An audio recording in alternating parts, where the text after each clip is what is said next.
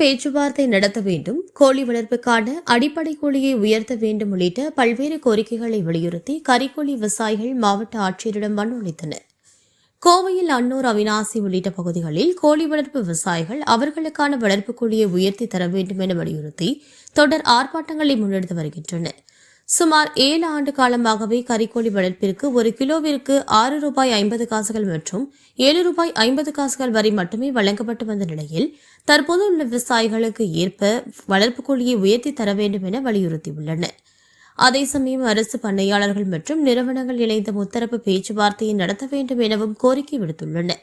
இந்நிலையில் சில தினங்களுக்கு முன்பு பிராய்லர் கோழி நிறுவனத்தினர் அதற்கு வாய்ப்பில்லை என்று திட்டவட்டமாக தெரிவித்த நிலையில் வளர்ப்பு கோழி பண்ணையாளர்கள் அவர்களது கோரிக்கையை வலியுறுத்தி மாவட்ட ஆட்சியர் அலுவலகத்தில் இன்று மனு அளித்தனர். உடனடியாக தமிழ்நாடு அரசு கறிக்கோழி நிறுவனங்கள், கறிக்கோழி பண்ணை விவசாயிகள் மற்றும் சங்கங்களை உள்ளடக்கிய முத்தரப்பு பேச்சுவார்த்தையை நடத்த வேண்டும்.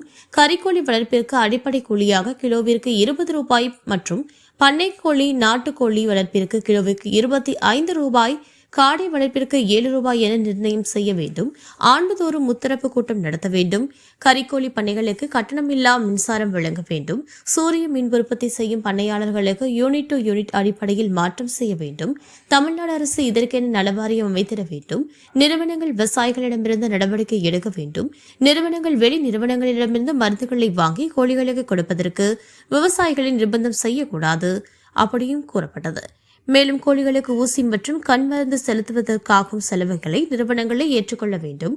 கோழி பண்ணையில் அடியில் விரிக்கும் பேப்பர், தென்னை நார்மஞ்சு, கருப்பட்டி நிலக்கரி உள்ளிட்டவற்றை நிறுவனங்களை விவசாயிகளுக்கு வழங்க வேண்டும் உள்ளிட்ட பல்வேறு கோரிக்கைகளை வலியுறுத்தி 100க்கும் மேற்பட்ட கறிக்கோழி பண்ணை விவசாயிகள் மாவட்ட ஆட்சியரிடம் மனு அளித்தனர்.